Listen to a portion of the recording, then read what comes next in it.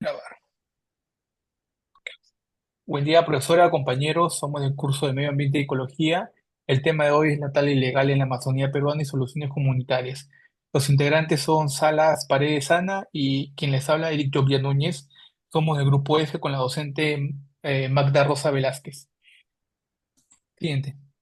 Primero, tenemos que saber que la tala ilegal en el Perú es uno de los grandes factores cuya consecuencia es la destrucción de nuestra Amazonía. La tala ilegal para el comercio, la tala ilegal para la exportación, a su vez que coadyuva con la minería ilegal, genera grandes impactos en la realidad amazónica peruana. En el 2020 la tasa de deforestación fue de más de 203.000 hectáreas y este dato es el más alto en los últimos 20 años. Esta información nos la brinda el Ministerio de Justicia y Derechos Humanos al año del 2022. A su vez, la región amazónica tiene varios focos, entre ellos Loreto, que es el epicentro de la tala ilegal, con un 60% del 100% de zonas deforestadas. Luego tenemos Ucayali con Madre de Dios con el 36% y Ucayali con el 17%. Esta información nos da la IEA, que en total calculó un promedio de 138.728 hectáreas de bosques depradados anualmente en el Perú por la tala ilegal. Si bien es cierto, las comunidades locales y nacionales tienen eh, programas para poder mitigar estas acciones ilegales, es el CERFOR la principal entidad que junto al Estado y los gobiernos locales se encarga del control, la verificación, el seguimiento y los planes para mitigar este impacto ambiental, social y económico. Siguiente. Esta tala ilegal tiene consecuencias sociales, económicas y sobre todo ambientales. Estrictamente vamos a hablar de los ecosistemas afectados en cuatro grandes regiones. La región Ucayali, que como les indiqué tiene el 17% de la deforestación total. Las zonas críticas tenemos a las localidades de Atalaya, Coronel Portillo y Aguaitía. Los ecosistemas afectados son los bosques húmedos y tropicales. Luego Loreto. El Loreto es el epicentro de la talla ilegal, con el 60% de ella. Las zonas críticas son Nauta, Requena, Tamchiyacu, cuenca del río Nanay. Los ecosistemas afectados son los bosques aluviales y las terrazas amazónicas. Debemos tener en cuenta que para la deforestación ilegal se utilizan ciertas herramientas, equipos y sustancias, a su vez como la minería ilegal, que genera gran contaminación en las cuencas y en el río Nanay, provocando tanto a la selva, afectando la selva alta y baja. En la región de Madre de Dios, en Las Piedras, Laberinto y Tambopata, en los ecosistemas afectados son los de alta biodiversidad. Y por último, en la región Amazonas, en Bagua, Condorcanqui, cuyo ecosistema afectado es los bosques tropicales y los bosques húmedos. Siguiente. Otro de los factores que también afecta, siguiente, es el económico y político. Hablando de economía, el Estado pierde alrededor de 250 millones de dólares anuales a consecuencia de la talla ilegal. Es una actividad que crea mucho comercio ilegal, crea mucha ganancia para estas mafias y empresas que carecen del soporte y aporte ético y generan riquezas de forma ilegal y deforestando. Osinfor indica que más del 60% de la madera inspeccionada en la región de Loreto Cayale proceden de la tala ilegal, proceden de la deforestación no controlada y generan estos datos nos brindan la fiscalización forestal y los controles estatales.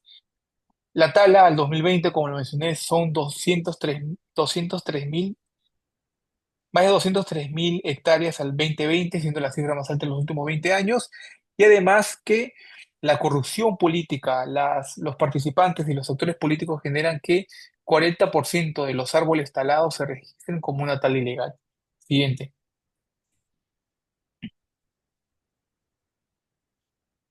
Las causas, obviamente la causa económica. Sabemos que la tala ilegal genera grandes riquezas, genera grandes ganancias para las mafias y a su vez para las comunidades que de alguna manera estén implicadas estas. ¿Por qué? Porque el trabajo legal en estas regiones es casi nulo.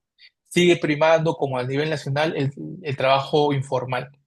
También la expansión agrícola. Algunas empresas se encargan de comprar grandes hectáreas con el pretexto de cultivar cacao, pero al final lo que hacen es la deforestación. Una vez que hay la deforestación, ahí se encargan de criar animales.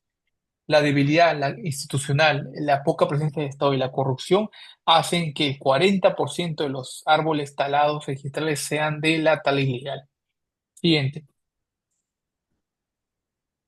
Consecuencias. Impactan netamente a la deforestación y al cambio de la Amazonía peruana.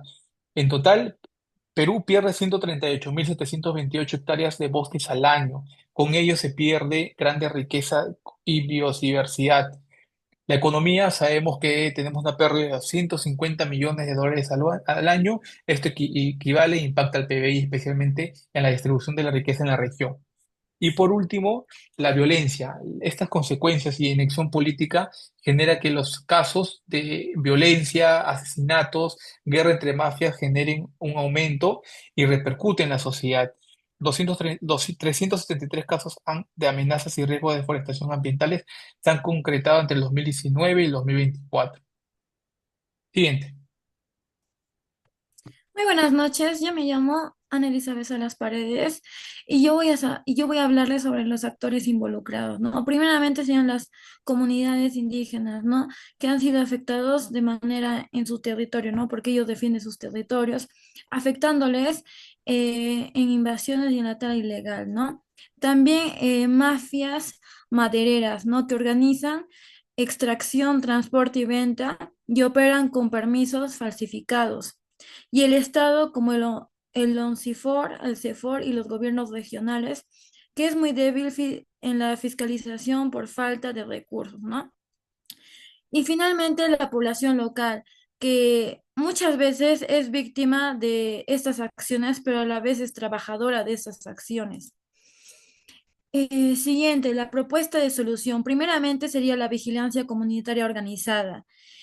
También sería la capacitación en manejo forestal sostenible, ¿no? Con la selección de especies y monitoreo del proceso de extracción y transporte de nuestros árboles. Y la reforestación. También se haría con una economía alternativa y sostenible, ¿no? Sería plantando castañas, cacao, turismo vivencial y aceites esenciales, ¿no? Pero que sean verídicos pero sin perjudicar a nuestro medio ambiente. Y por último sería la restauración de bosques degradados, ¿no? Reforestación con especies nativas en parcelas pequeñas, incentivos económicos por servicios ecosistémicos, ¿no? A las personas que ayuden.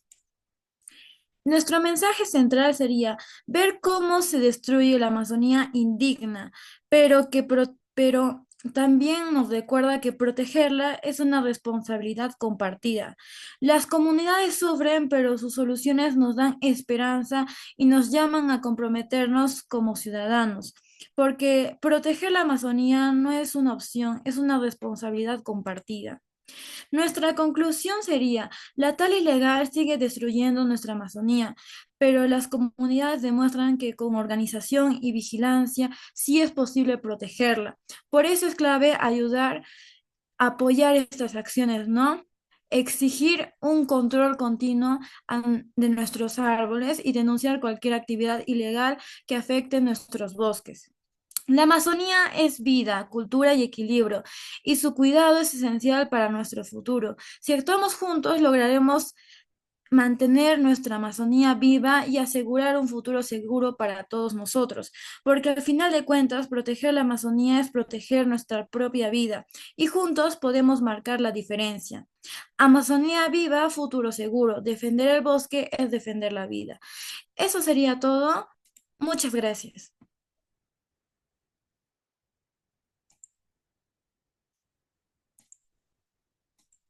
Por último, mostramos las referencias bibliográficas y las fuentes en las cuales hemos podido obtener los datos y la información. Gracias.